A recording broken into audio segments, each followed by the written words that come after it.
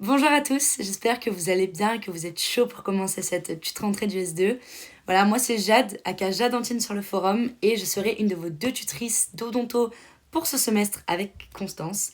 Et pour la petite rentrée, vous l'aurez compris, vous allez embarquer avec nous à bord de la Mystery Machine et nous allons partir pour 4 épisodes de Scooby d'odonto. Ouais. Dont le premier commence maintenant. Ok, on va commencer par l'épisode numéro 1, intro à l'anatomie dentaire. Vous verrez, c'est pas du tout un cours compliqué. Ok, on va vraiment poser les bases de l'anatomie dentaire.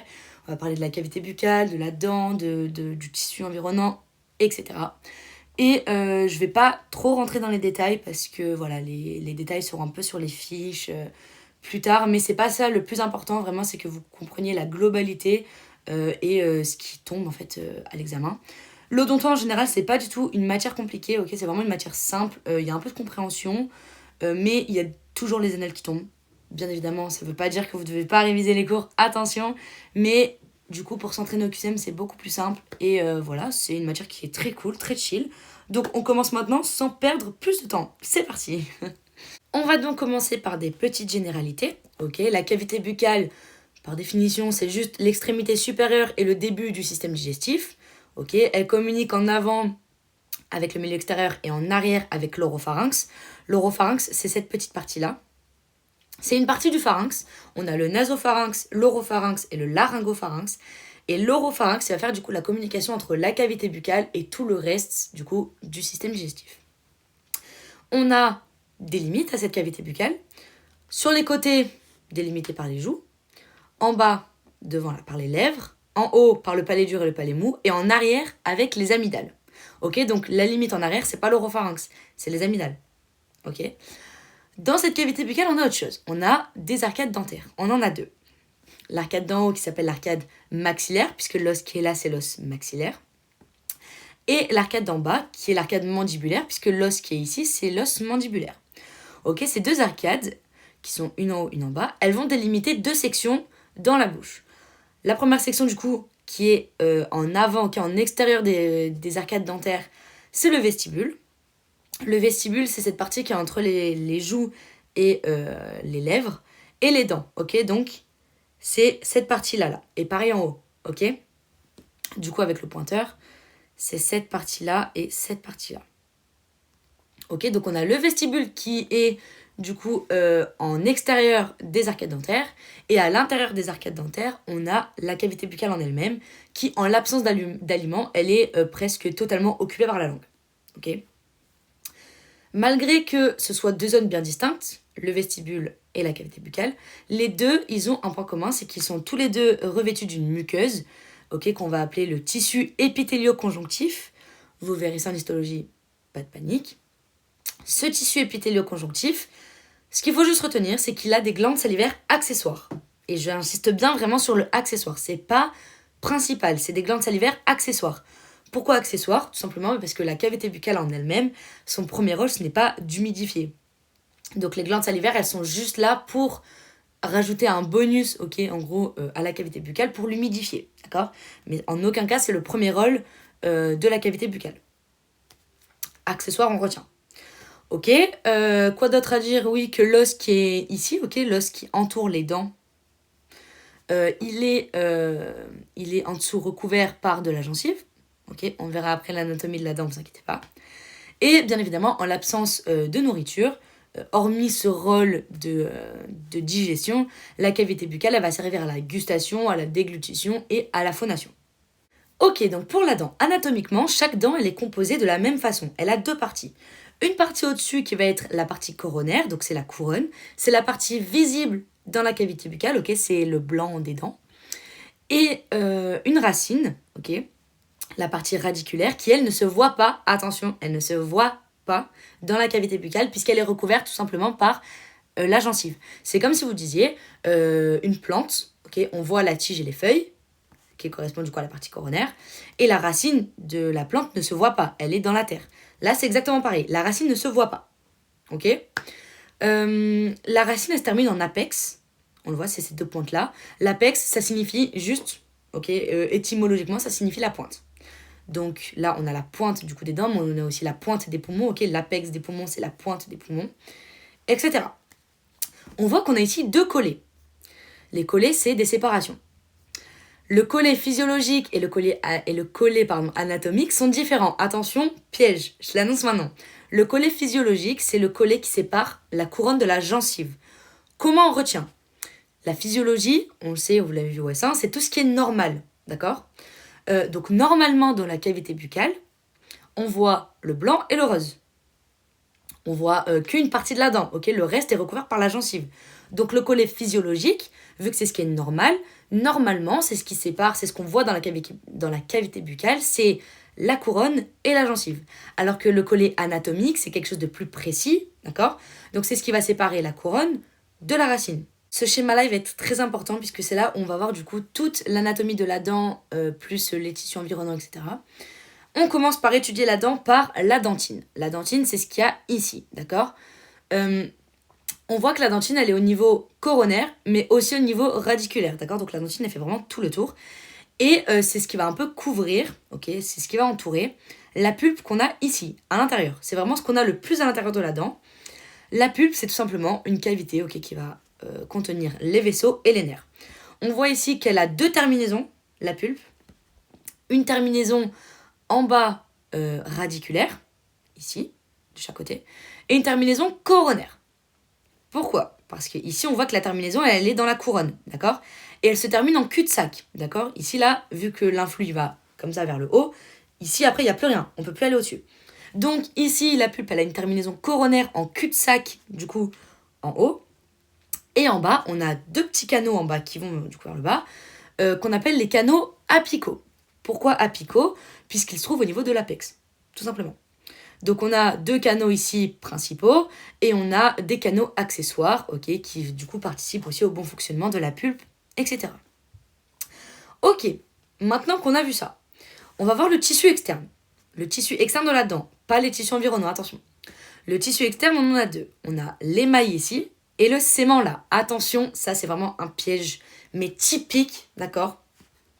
On voit que l'émail, par définition, l'émail, c'est juste ce qui va recouvrir la dentine au niveau coronaire. Au niveau radiculaire, ça s'appelle pas l'émail, ça s'appelle le sément. D'accord? On voit que c'est différent. Pourquoi c'est différent? Puisque l'émail, c'est un truc qui est dur, alors que le sément, c'est dans la gencive, c'est un truc qui est rugueux. D'accord? Donc, on récapitule. Encore une fois, l'émail, c'est la partie qui va recouvrir la dentine au niveau coronaire, donc au niveau de ce qu'on voit dans la cavité buccale, alors que le sément, c'est une structure du coup là qui est rugueuse et qui va recouvrir la dentine au niveau radiculaire, donc sous la gencive. Ok. Les tissus du coup qui environnent la dent, tous ceux qui sont ici là, ils vont constituer ce qu'on appelle le parodonte. Parodonte autour de la dent. On a 2 parodontes. Attention, ils sont pas marqués sur le schéma, mais ils sont marqués sur la fiche. 2 parodontes. Parodonte superficielle, c'est tout simplement la gencive. Pourquoi? Parce que le parodonte superficiel, c'est ce qui va être du coup le plus à l'extérieur. Ok, donc la gencive, c'est ce qui est le plus à l'extérieur. Ok, quand on voit la cavité buccale, c'est le premier truc qu'on voit en rose.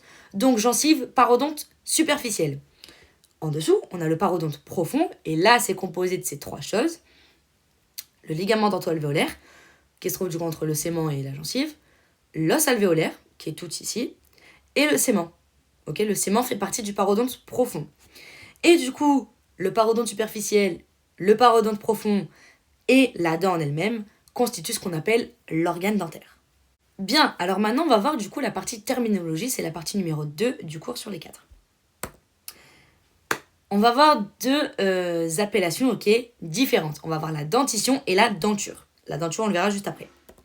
La dentition, pour commencer, il faut retenir que c'est un phénomène dynamique, d'accord? La dentition, c'est l'ensemble des processus, attention, l'ensemble des processus qui amènent à former l'arcade dentaire.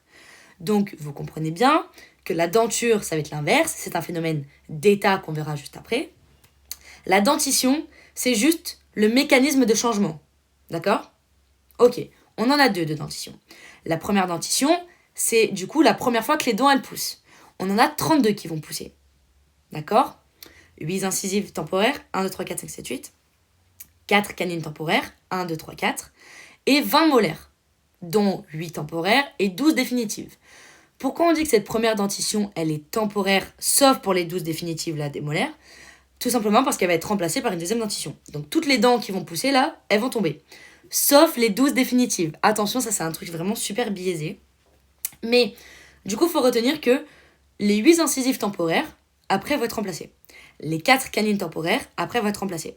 Les 20 molaires qu'on a, 1, 2, 3, 4, 5, 6, 7, 8, les 8, elles vont tomber. Et les 12 qu'on a là, elles vont rester. D'accord? Donc, une fois que ces 12 définitives les plus en arrière là, elles vont pousser, elles ne vont plus jamais tomber. Ok. La deuxième dentition, c'est la dentition du coup définitive. Pourquoi définitive? Puisque dans les 3 quarts des dents qu'ils ont poussées dans la première dentition, les 3 quarts elles vont tomber. Et elles vont être remplacées. Du coup, par 8 incisives permanentes, 1, 2, 3, 4, 5, 7, 8. Elles, une fois qu'elles vont pousser dans la deuxième dentition, elles ne vont plus bouger. Les 4 canines du coup permanentes, hop, les 4 elles sont tombées, les 4 elles repoussent. Et les 8 prémolaires permanentes. Attention, on n'a pas parlé de prémolaires temporaires. Ça n'existe pas. Si vous voyez ça, mais ça c'est vraiment un piège. Si vous voyez ça en QCM ou quoi, c'est faux, d'accord? Prémolaire et temporaire, ça ne va pas ensemble. Vous voyez, ça rime. Vous dites que c'est impossible que ça aille ensemble. Pourquoi? Parce que tout simplement, on ne peut pas parler de prémolaire tant que c'est encore temporaire. D'accord? Temporaire, en fait, c'est vrai que c'est un peu bizarre. Mais en fait, les prémolaires, c'est pas pour dire c'est une dent qui vient avant les molaires. C'est juste que anatomiquement, les prémolaires sont avant les molaires. Les molaires sont plus au fond. Alors que les prémolaires sont devant. Donc prémolaires en avant des molaires. Mais ça veut pas du tout dire prémolaires, c'est les dents qui viennent avant les molaires. Genre, elles poussent, elles tombent, après on a les molaires. Non, non, non. D'accord? Dans la première dentition, quand vous êtes bébé, vous avez vos premières dents qui poussent. On a des molaires. On a des incisives, des canines et des molaires seulement. On a les 8 qui tombent, on a les 12 qui restent. Elles vont s'appeler les 12 qui restent, elles vont garder leur nom de molaires définitives. Donc à la fin, on aura 12 molaires définitives. Et les 8, la molaire qui sont tombées, elles vont repousser. Et elles, on les appellera les 8 prémolaires. Tout simplement parce qu'elles vont pousser en avant des molaires, des 12 définitives de tout à l'heure. Donc on les appellera les 8 prémolaires. Ok, j'espère que ça c'est clair, d'accord? On retient qu'il n'y a pas de prémolaire temporaire, d'accord? Prémolaire, c'est juste pour dire que c'est dans la deuxième dentition, du coup, qui est définitive, ok? Quand toutes vos dents vont pousser et qu'il n'y en a plus aucune qui va tomber, les prémolaires, c'est celles qui vont se trouver anatomiquement en avant des molaires. Ok? Bien. Donc ça, c'était pour la dentition. Alors maintenant, par rapport à la denture. La denture, du coup, c'est un phénomène d'état. Si vous comprenez pas trop la différence entre dentition et denture, dites-vous que c'est une habitude de langage quand on dit à quelqu'un qu'il a une belle dentition. Parce que la dentition, du coup, comme on l'a vu, c'est juste un phénomène où les dents vont toutes pousser et tomber. D'accord? Alors que la denture, c'est comme si on prenait un cliché des dents de quelqu'un et là, on peut lui dire, c'est un état statique, tu as une belle denture, d'accord? C'est pas tu as une belle dentition. Ok? Ok, la denture, contrairement du coup à la dentition, elle a 3 étapes. La denture temporaire, la denture mixte et la denture permanente. La dentition, elle se trouve entre la denture temporaire et mixte. C'est ok. Vu que c'est un phénomène dynamique, la dentition, elle se trouve entre la denture temporaire et la denture mixte. Donc on a denture temporaire, hop, là on a du coup la première dentition, denture mixte, hop, deuxième dentition, denture permanente. D'accord? La denture temporaire, de 6 mois à 6 ans, ok? On le sait tous, quand on est bébé, quand on est petit, on n'a que 20 ans. Et justement, on nous dit que les adultes en ont 32. Et bien les 32, elles arrivent pendant la denture mixte de 6 à 12 ans, ok? Quand on perd nos dents, ok? Quand on commence à perdre nos dents, c'est à peu près 6 ans, hein. C'est pas obligé que ce soit 6 ans, mais c'est à peu près. Là, on va avoir du coup des dents lactéales. Les dents lactéales, c'est les dents de lait. Les dents temporaires, quoi, qui vont tomber. Et du coup, dans la denture mixte, de 6 ans à 12 ans, on va avoir des dents lactéales, les 8 incisives, les 4 canines et les 8 molaires, et des dents définitives, les 12 autres molaires. Okay, et dans la denture permanente, du coup, c'est à partir dès qu'on a fini de perdre toutes nos dents, donc de 12 ans, à peu près 10-12 ans, jusqu'à ce qu'on soit adulte, etc. Là, on a les 32 dents définitives, du coup, toutes nos dents qui étaient là, hop, elles sont tombées. Dans la denture mixte, là, toutes les dents qui étaient là, elles sont tombées, sauf les 12. Attention. Et du coup, on va avoir les 8 incisives, les 4 canines, les 8 prémolaires, du coup, définitives, et les 12 molaires. Maintenant, on va parler, du coup, de la nomenclature, troisième partie du cours, du coup, sur les 4 de ce cours. Et on commence avec la nomenclature anatomique. On a 2 types de nomenclature, l'anatomique et l'internationale. On commence par l'anatomique, vous verrez, c'est très simple. En gros, pour caractériser une dent, dans une cavité buccale, il faut définir des traits. on a des traits de classe, de type, d'arcade et d'ensemble. D'accord? Les traits de classe, c'est juste pour dire est-ce que la dent c'est une incisive, une canine, une prémolaire ou une molaire. Vous comprenez donc bien que si jamais on est sur un cliché ou si jamais on voit un schéma d'une denture temporaire, ou, d'une denture temporaire, il n'y aura pas de prémolaire.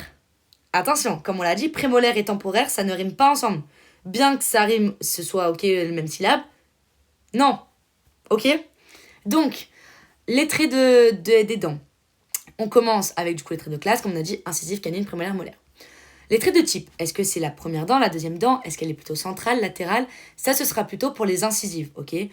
Première, deuxième, ce sera surtout pour les molaires, alors que centrale, et les prémolaires aussi, et centrale, latérale, ce sera plutôt pour les incisives. Parce qu'on a du coup des incisives centrales, incisives latérales.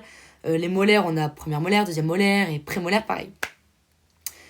Traits d'arcade, en troisième. Les traits d'arcade, c'est juste pour dire où est-ce qu'ils se trouvent. Est-ce qu'ils se trouvent au niveau maxillaire? Est-ce qu'ils se trouvent du coup sur l'arcade maxillaire, sur l'arcade mandibulaire, ou sur l'arcade à droite, ou sur l'arcade à gauche?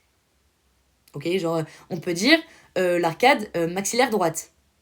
D'accord? On comprendra bien donc du coup qu'on est ici, sur cette partie-là. Ou mandibulaire gauche. D'accord? On a enfin les traits d'ensemble. Les traits d'ensemble, c'est juste pour dire si les dents sont temporaires ou définitives. Attention, je le rappelle encore une fois, pas de prémolaire temporaire. Ok? Donc on ne pourra jamais dire « Ah, celle-là, c'est une prémolaire temporaire. » Non. Ok? Ok. Une hémiarcade, du coup. Une hémiarcade, pardon, c'est ça. Ok? C'est un quart de tout ce qu'on voit là. Elle contient une incisive centrale. Ok. Et en bas, c'est pareil. Hein. Une incisive latérale. Ici. Une canine, ici. Une prémolaire. Et 3 molaires. Du coup, si jamais je vous montre ça et je vous dis, on est sur quelle denture là? Ben là, vu qu'on a des prémolaires, on est sur une denture définitive. On est vraiment au dernier stade.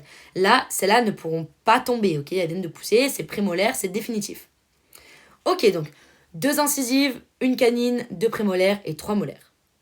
Pardon, 3 molaires. Maintenant, pour ce qui est de la nomenclature internationale, c'est pas plus compliqué, ça a l'air, c'est pas du tout compliqué. Il faut juste retenir que le chiffre des dizaines, ok, en gros, les dents, elles vont être numérotées, ok? Donc ça va commencer par 11, 12, 13, 14, 21, 22, 23, 24. Encore, elles vont être numérotées en fonction du coup de leur cadran et de leur classe et du type de dent. On l'a vu là ici, classe et type de dent. Classe, elles vont être du coup numérotées en fonction si c'est des incisives, canines, prémolaires ou molaires. Et en fonction du type, si jamais c'est une dent première, une dent deuxième, une dent centrale ou une dent latérale. On revient à notre beau schéma. Ne lisez pas trop ce qu'il y a pour l'instant de ce côté-là. Si jamais vous n'êtes pas trop à l'aise, lisez ce qu'il y a ici, d'accord? Juste essayez de comprendre le schéma. Du coup, on commence toujours du secteur droit, maxillaire droit du patient, d'accord? Donc, on commence toujours en haut à droite du patient, d'accord? Maxillaire droit. C'est peut-être inversé avec vous, mais droit, ok? Bien, donc là on voit que du coup le chiffre des dizaines, on voit qu'il y a marqué 11. Pourquoi on commence pas par dire 1? Parce que le chiffre des dizaines, ça va être le numéro du cadran où se trouve la dent. Vous voyez qu'ils sont à 4 cadrans. 1, 2, 3, 4. Donc le cadran numéro 1, le chiffre des dizaines, on n'aura que des 1. Si on est dans le cadran 3, pareil, on aura le chiffre des dizaines, ce sera que des 3. Et pareil pour ici, là, les dents temporaires. Là du coup on fait 1, 2, 3, 4, 5, 6, 7, 8. Ok, dans le sens des aiguilles du montre. Et en bas, c'est pareil. Hein. Le chiffre des dizaines, ça correspond au numéro du cadran où se trouve la dent. Donc là, on est dans le cadran maxillaire droit, 5. Vous retenez du coup que maxillaire droit, c'est 1 et 5. Maxillaire gauche, c'est 2 et 6. Mandibulaire gauche, c'est 3 et 7. Et mandibulaire droit, c'est 4 et 8. Ok? Voilà, et après le chiffre des unités, bien évidemment, c'est en fonction de la classe et du type de dent. C'est-à-dire que là, on voit que du coup, en fait, vous numérotez juste de 1 à 8, d'accord? Parce que du coup, vous avez 8 dents. Dans chaque hémiarcade, il y a 8 dents. On rappelle, 2 incisives, une canine, 2 prémolaires et 3 molaires. D'accord? Donc là, par exemple, si je vous prends la dent, il va falloir être super fort à ça, puisque en anal, ça tombe, donc attention. Elle peut demander, qu'est-ce que la dent 24? Donc là, vous faites votre petit schéma. Hop, vous faites un petit cadran avec ici une croix, 1, 2, 3, 4. Vous savez que le 2, du coup, ça correspond au côté maxillaire gauche, ok? Ensuite, vous marquez, vous savez qu'il y a 8 dents, vous marquez 1, 2, 3, 4. Ah bah du coup, je sais que les deux premières, c'est des incisives. Ensuite, c'est une canine, ensuite, c'est une prémolaire. Donc la dent 24 sera la première prémolaire du secteur maxillaire gauche. Définitive, puisque 5, 6, 7, 8, c'est, du coup, permanent. Mais si c'est une prémolaire, on va dire, vous savez que c'est obligatoirement définitif. Je pense l'avoir répété assez de fois comme ça.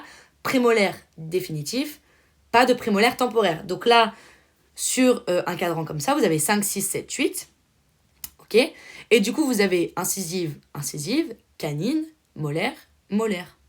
Pas de prémolaire, d'accord? Donc si jamais vous voyez, si jamais vous voyez un chiffre 5, 6, 7 ou 8 en chiffre des dizaines, genre vous voyez 50, 60, 70 ou 80, vous savez que c'est impossible que ce soit une prémolaire, puisque la prémolaire temporaire n'existe pas. Ok.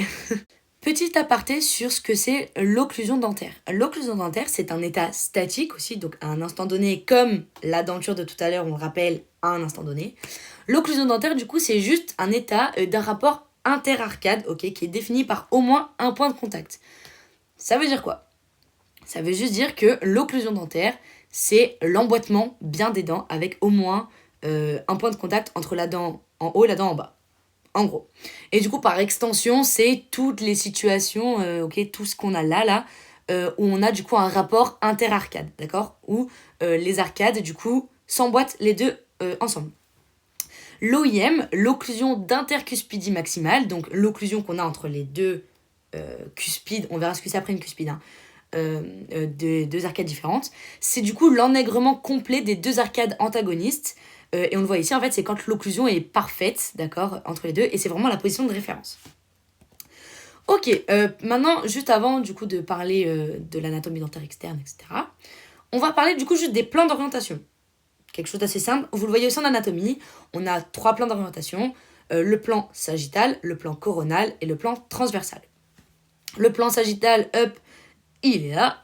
C'est du coup le plan qui est du coup vertical, d'accord?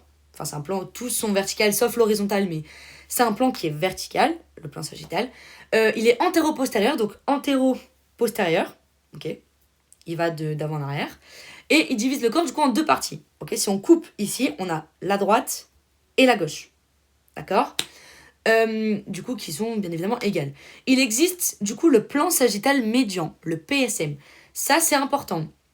Le PSM, parce que du coup, vous comprenez bien que si on parle de plan sagittal là, on parle de plan sagittal ici. Donc le plan sagittal au niveau de la cavité buccale, il va séparer la droite ici de la gauche, d'accord? Et le plan sagittal médian, c'est du coup ce qui se trouve là. Et c'est du coup les arcades dentaires qui sont séparées par ce plan sagittal médian. Et du coup, ça va diviser en droite et en gauche. D'accord? Ok. Ensuite, on a le plan coronal. Le plan coronal ou le plan frontal. Si jamais je coupe ça comme ça, ok, j'ai l'avant et j'ai l'arrière. Tout simplement. Là, c'est pareil. Si jamais je coupe ici, là, ben, j'aurai du coup une partie en avant et une partie en arrière. Voilà, du coup, ça sépare en antérieur et en postérieur. Et le plan horizontal, transversal, axial, etc., c'est du coup le seul plan, du coup, horizontal, puisque le plan coronal, vu qu'il coupe de haut en bas aussi, pareil, il est vertical comme le plan sagittal. Le plan transversal, hop, il coupe horizontalement, et lui, tout simplement, il coupe ici. Donc, il sépare, du coup, les arcades en haut et en bas. Voilà, donc en maxillaire, du coup, pour en haut, et en mandibulaire pour en bas. Avant de passer à la dernière partie du cours, on va parler des faces dentaires. Les faces dentaires, on en a 5, ok? On imagine, du coup, une dent qui se trouve sur l'arcade maxillaire, ok? Du coup, qui se trouve comme ça, qui est orientée vers le bas. Elle va avoir, du coup, 5 phases. 5 faces, pardon. 1, 2, 3, 4 et 5. Ok, on va commencer par celle-là. Celle-là, c'est la face occlusale. La face occlusale, c'est celle qui va du coup être orientée vers la dent qui est en dessous. Ok, la face occlusale, attention, il n'y a pas toutes les dents qui en ont une. Pourquoi? Parce qu'il n'y a pas toutes les dents qui sont grosses et qui ont une grosse surface ici, d'accord? Les incisives, elles n'ont pas du tout de surface comme ça. Donc on va dire qu'elles ont un bord incisif. Un bord incisif, c'est la même chose qu'une face occlusale, dans le sens où le bord incisif va toucher la dent antagoniste. Ok, c'est la partie de la dent qui va toucher la dent antagoniste, mais c'est juste que la surface n'est pas assez grande pour qu'on dise que ce soit une face occlusale, d'accord? Que ce soit la face qui va s'engrener complètement avec la dent antagoniste. Donc, on comprend bien que les dents qui auront une face occlusale, ça va être canine, une petite, mais quand même, on voit ici, là, on a un léger ovale là, qui se forme, les prémolaires et les molaires. Alors que du coup, il n'y a que les incisives qui auront un bord incisif. Ok, ensuite, la face mésiale. Donc la face mésiale et la face distale, elles sont opposées. Logique. La face mésiale, ça va être celle-là, alors que la face distale, ça va être celle-là. On imagine que le plan sagittal médian, donc on se rappelle le milieu, ok, il se trouve ici. Donc la face mésiale, c'est celle qui va être orientée vers le plan sagittal médian, qui va être orientée vers le milieu, ok, qui va regarder droit vers le milieu. En opposition du coup à la face distale, qui se trouve là, et qui elle du coup va être de l'autre côté, ok, qui va être opposée. Et du coup, les deux faces, elles sont différentes et elles sont une d'un côté et de l'autre. Mais vous comprenez bien que si toutes les dents sont collées, la face distale d'une dent, elle va toucher la face mésiale d'une autre. Et inversement, ok. Voilà, pour ce qui est du coup de la face vestibulaire et linguale, la vestibulaire c'est celle qui va être orientée vers les lèvres et les joues, alors que la face linguale c'est celle qui va être orientée du coup vers la langue. On l'appelle aussi palatine puisque pour les dents maxillaires, elles sont orientées vers le palais, elles sont pas orientées vers le bas, alors que les dents mandibulaires elles sont orientées vers la langue. Donc là sur le schéma on voit, la face vestibulaire c'est tout ça, d'accord, c'est ces petites arcades là, qui du coup vont être orientées vers le vestibule de ce côté. Donc c'est ces faces qu'on voit là, ok.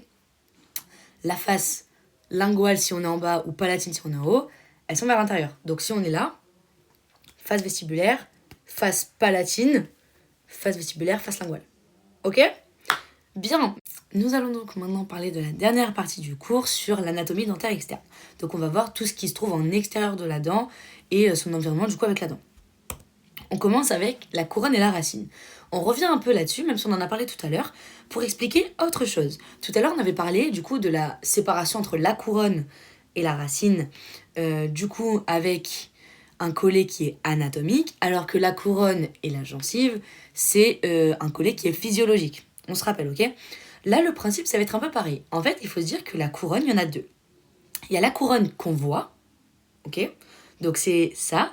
La couronne, c'est la partie coronaire du coup qu'on voit, c'est ce qu'on appelle la couronne clinique, c'est celle qui est visible quand on regarde la cavité buccale. Et la couronne anatomique, elle, qui est du coup vraiment anatomiquement, c'est quand c'est beaucoup plus poussé, comme on a dit tout à l'heure. On va vraiment prendre la dent et on va avoir une jonction entre les deux, on va avoir une séparation. Et du coup, en fait, on verra que la couronne, elle fait cette taille-là précisément, ok ? La couronne anatomique et la racine du coup anatomique, enfin, qui va avec. Elles sont du coup séparées, même si c'est un peu contradictoire, elles sont séparées par une jonction amylo-sémentaire. La jonction amylo-sémentaire, on le voit ici physiologiquement, on voit qu'ici c'est beaucoup plus blanc et ici c'est un peu plus blanchâtre, ok ? C'est exactement pareil, d'accord ? C'est tout simplement un peu comme un collet, ok ? Le collet, c'est juste pour dire qu'on sait qu'il y a une séparation, et la séparation précisément, c'est la jonction amylo-sémentaire, ok ? Bien, tout ça pour dire que la couronne clinique, ok, elle est en fonction de la hauteur de la gencive. C'est-à-dire que si jamais, comme on l'a dit, la couronne clinique, c'est ce qu'on voit, ok, à l'examen clinique. Ce qu'on voit quand on ouvre la bouche. Si jamais la gencive, elle est trop haute, par exemple à ce niveau-là, mais du coup, la couronne clinique, elle ne fera que cette taille-là, d'accord ? Elle ne fera pas du tout ça, d'accord ? Elle fera juste ça, parce que c'est la couronne que l'on voit. Mais on sait, nous, qu'anatomiquement, la couronne, elle va jusqu'en bas. Au contraire, attention, si jamais on a une récession gingivale, c'est-à-dire que on a la gencive qui part vers le bas, d'accord, qui se rétracte limite sur elle-même et du coup elle s'abaisse. La couronne clinique, ce sera, comme on l'a dit, toute la partie au-dessus de la gencive que l'on voit à l'examen clinique, que l'on voit quand on ouvre la bouche. Donc la couronne clinique, ce sera tout ça. Même si ça c'est un bout de la racine, c'est pas grave. Tout ça c'est la couronne clinique, parce que c'est ce qu'on voit dès qu'on ouvre la bouche. Ok, donc ça c'est super important de comprendre ça. Ok, donc à partir de maintenant, ça va être une partie un peu compliquée. Je sais qu'il y a beaucoup de P1 du coup qui comprennent pas trop cette partie. Si vous avez des questions, bien évidemment, vous pouvez me les poser sur le forum, il n'y a pas de problème. Mais je vais essayer d'expliquer au mieux ici. Il faut savoir déjà par définition qu'une cuspide, c'est une pointe convexe sur les canines, prémolaires et molaires. D'accord ? Une pointe convexe, c'est une montagne. D'accord ? C'est un truc qui est comme ça, qui monte vers le haut. Pourquoi il n'y en a pas sur les incisives ? Tout simplement parce que les incisives, ce sont des dents qui sont trop fines, d'accord, pour avoir une pointe. C'est des dents qui se terminent avec un petit bord incisif, d'accord ? Donc elles n'auront pas, vu qu'elles n'ont pas de face occlusale, ok, elles n'ont pas de face pour s'engrener, elles n'ont qu'un bord, bah, du coup elles n'auront pas de cuspide. La canine, ok, la canine là, elle a une seule cuspide. Parce que du coup la canine, c'est pas une grosse dent, mais c'est une plus grosse dent que l'incisive, donc elle a une seule cuspide. On dira du coup que c'est une dent monocuspidée. Les prémolaires, comme on voit là, et les molaires, elles par contre c'est des dents pluricuspidées parce qu'on voit qu'elles ont plusieurs cuspides, ok, 1, 2, 3, 4, 1, 2, 1, 2, etc. Les cuspides, elles sont séparées par des arêtes. En gros, ça veut dire que là, on voit, l'exemple est très bien là, hein, sur une dent, sur une prémolaire, exemple, on a là 2 cuspides. Ok. Une cuspide, elle a 4 arêtes. Donc cette cuspide-là, elle a 4 arêtes aussi. Donc cette cuspide-là, elle a 4 arêtes aussi. Ok. Donc celle-là, pareil. Et celle-là, pareil. Ok. À chaque fois, il y a 4, voire 5, on va dire, arêtes en fonction de où est-ce qu'on se trouve. Pour commencer, c'est le même principe, ok, que les phases de tout à l'heure. Vous savez, on avait du coup occlusal, mésial, distal, vestibulaire et lingualo-palatine. C'est exactement pareil. On a du coup ici en 1 l'arête du coup qui va se retrouver orientée vers le milieu de l'arcade, donc ce sera l'arête mésiale. Ici, elle est vers le derrière, donc elle est vers les molaires, elle va vers le fond. Elle est donc opposée à celle qui va vers l'avant, vers le milieu. Ce sera donc la distale. Sur les côtés, celle qui est là, ici, là, toutes celles qui sont là, ce seront des arêtes qui sont vestibulaires. Et celles qui sont de l'autre côté. Alors, attention. Ici, si on est sur une face qui est là, d'accord ? Là, on voit qu'ici, l'arête, elle touche pas directement la langue ou le palais. Vous voyez l'idée ? Ici, on a encore une cuspide derrière. Donc ici, on dira que c'est l'arête occlusale. Parce que du coup, voilà, c'est celle qui est du coup interne, contrairement à celle-là qui est l'arête du coup externe, vestibulaire, qui elle est directement en contact. Mais elle, c'est pareil, ok ? Vous avez compris ? Et du coup, pareil de l'autre côté, ici on a mésial, là on a distal, là on aura pas occlusal, pardon, on aura, je me suis trompée, lingual ou palatine en fonction de si on est maxillaire ou mandibulaire. Et ici, du coup, on aura une vestibulaire vu qu'on sera vers le dehors. On est orienté quand même vers le dehors. Ok ? Mais juste, faut bien retenir que celle-là, c'est occlusal, dès que derrière on a une cuspide, alors que là, ici, c'est du coup lingual ou palatine. Ok. Voilà. Donc là, pour les cuspides, c'est bon. Maintenant, on va expliquer juste en quelques mots les propriétés un peu différentes des cuspides. Ok ? Et après, on passera à autre chose. On a 2 types de cuspides, selon leur engrainement dans la mâchoire. On va avoir les cuspides guides et les cuspides porteuses. Les cuspides guides, c'est des cuspides du coup qui vont juste surplomber la dent antagoniste, ok, et du coup qui vont juste servir à guider pour l'engrainement dans la mâchoire. Alors que les cuspides porteuses, c'est vraiment elles qui vont mettre toute leur force quand elles vont avoir la dent antagoniste en face, et du coup on va les appeler aussi les cuspides d'appui. Petit moyen mémotechnique. Il est marqué en dessous, hein. La cuspide guide, faut penser qu'on guide avec un seul doigt. Donc à chaque fois, la cuspide guide, ce serait une cuspide qui n'aura qu'un seul versant en contact avec la dent antagoniste. D'accord ? On le voit par exemple ici. Ok, la cuspide guide, du coup, c'est celle-là parce que il y a qu'un seul versant qui est en contact avec le reste. On voit que l'autre partie, du coup, qui devrait être colorée comme sur la cuspide porteuse, hein, elle l'est pas parce que du coup, elle n'est pas en contact avec la dent antagoniste. Et là, c'est pareil. Cette partie-là, du coup, elle est pas du tout en contact avec la dent antagoniste. Du coup, vous comprenez bien que cette partie-là que je montre avec le pointeur, c'est une cuspide guide. Alors que celle-là, c'est une cuspide d'appui. Inversement, c'est pareil. Là, celle-là, c'est une cuspide guide puisque cette face-là n'est pas en contact avec du coup la dent antagoniste. Alors que là, ici, c'est une cuspide porteuse. Ok ? Du coup, petit mémo, je guide avec un doigt, donc un versant.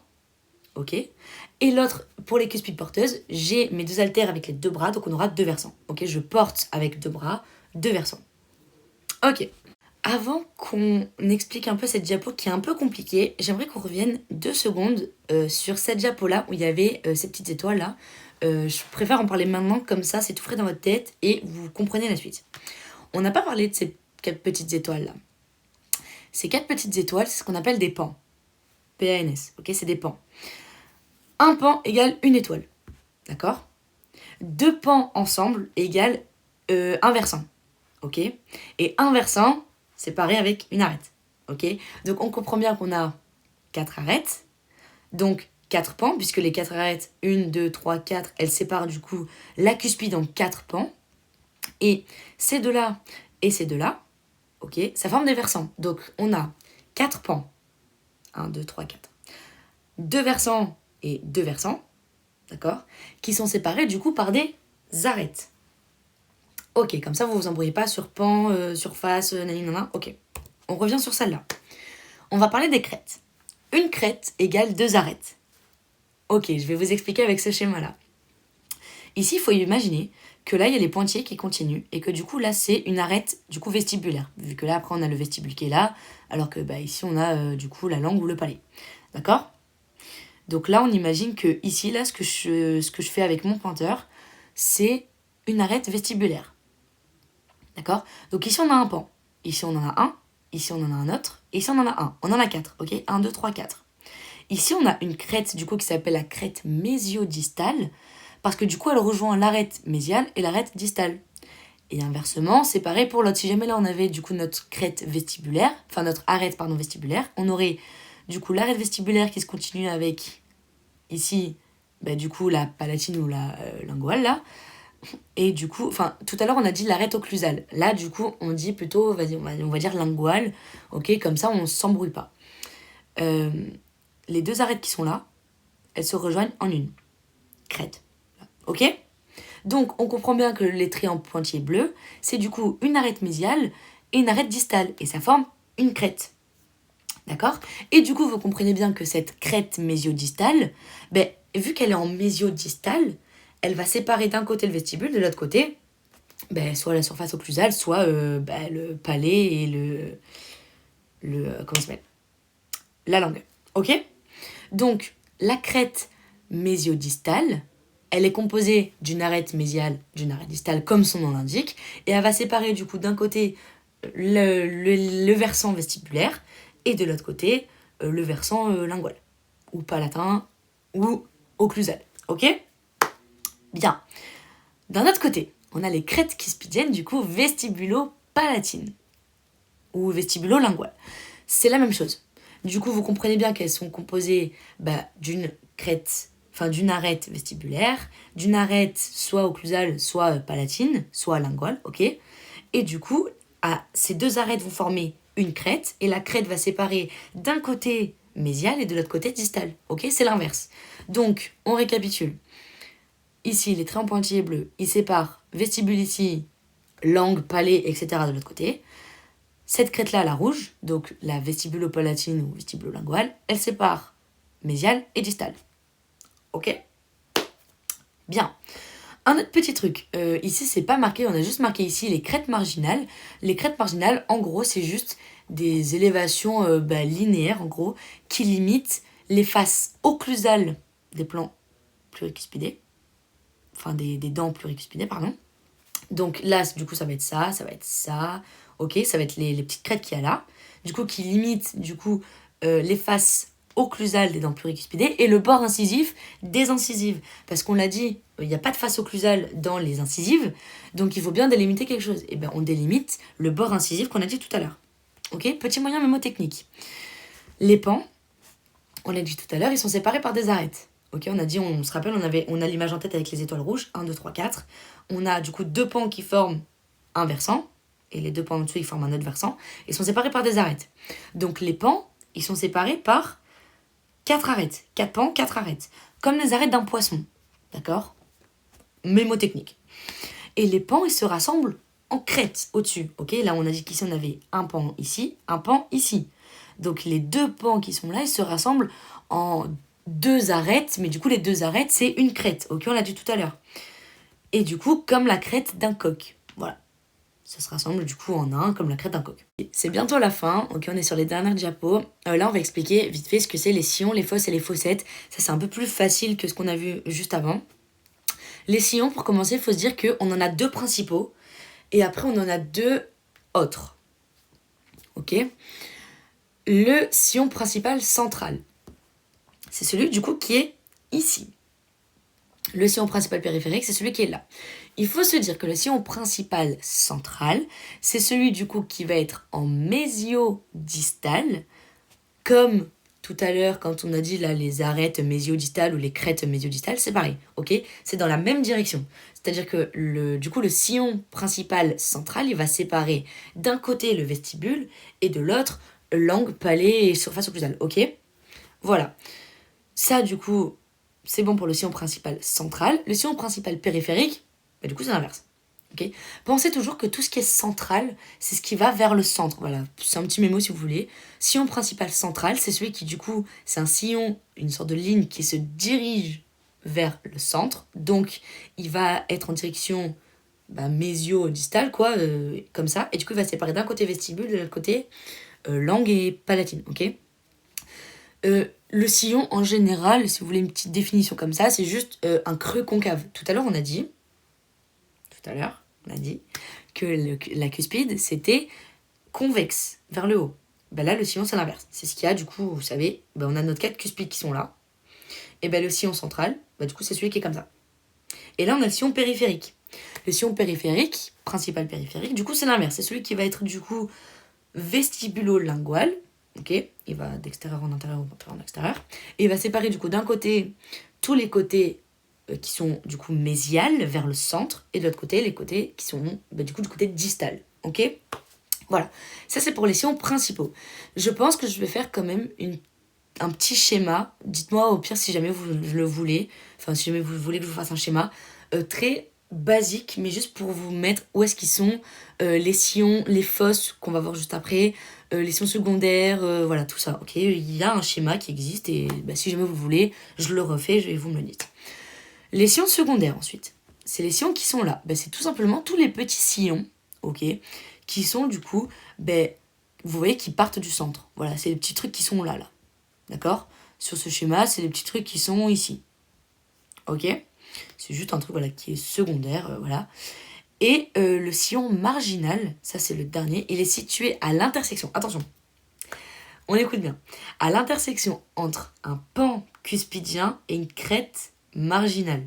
Tout à l'heure, on a parlé des crêtes marginales, je crois, juste avant. C'est les petits trucs qui sont là. Ok. Du coup, un sillon marginal, c'est ce qui va être entre la crête marginale et le pan qui est là. Ok. Donc, c'est le petit truc qui est entre les deux, là. Vous voyez, voilà, c'est ça. Ok. Ici, on le voit, on le voit un peu mieux quand même.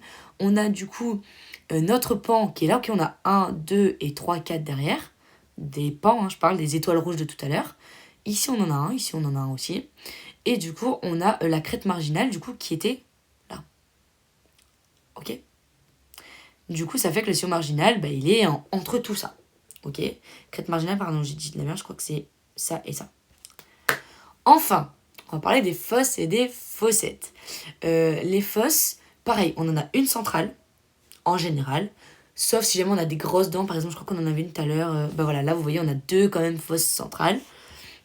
Sinon, là, on en a qu'une. Et les fosses marginales, ou périphériques, mais marginales, en gros, parce que, voilà, c'est à l'intersection entre tout ça, quoi. C'est celles qui vont être sur les côtés. Sur le schéma que j'ai, c'est super bien résumé, mais dites-moi quand même si vous voulez que je vous le retape et que je vous le mette, ok. Là, on le voit peut-être mieux. Ça, du coup, ça va être les fosses marginales et ça, la fosse centrale, ok. Et ici, là, c'est nos sillons. Et tout. Ok. Bien. Dernière diapo. Ici, c'est une diapo pas très compliquée. C'est juste pour dire qu'on a plein de surfaces, ok, de contact, du coup, qui sont punctiformes. Pourquoi punctiformes? Parce qu'on a plein de points de contact, ok. On voit, et du coup, on va avoir des apports, etc. Et puis, ça va servir tout au bon métabolisme de la mâchoire. Ok. Donc, c'est la fin de ce cours. J'espère qu'il n'a pas été trop dense pour vous. De toute façon, on a vraiment posé les bases en général. Après, si vous avez des questions, bien évidemment, venez les poser sur le forum, il n'y a pas de souci. J'adantine, je le répète.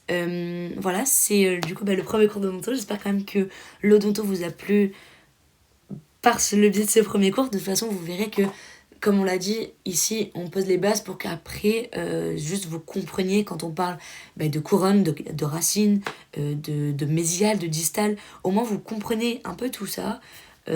Et bien évidemment tout ce qui est nomenclature internationale, super important, ça tombe à l'examen. Vous pouvez avoir une question, numérotez-moi quelle est la dent 56, Et du coup, vous devez dire, ah ben alors c'est une dent temporaire, il y en a. Et là, vous faites toute la démarche, ok? Pareil, dentition, on se trompe pas avec denture, ça c'est super important. Dentition, on se rappelle que c'est un phénomène qui est du coup dynamique et du coup qui se trouve entre les 3 dentures qu'on a, ok? Et après, voilà, faire la différence entre couronne racine, ok? Émail sément, très important parce que ça, il y aura des cours du coup sur la mélogénèse. Et ça, c'est très important pour que vous compreniez où est-ce que se trouve l'émail et où est-ce que se trouve le sément. Et voilà. J'espère que voilà, ça vous aura plu. Et puis on se retrouve pour le prochain épisode du coup de Scooby-Doo Nanto. Et je vous fais des bisous. Bon courage!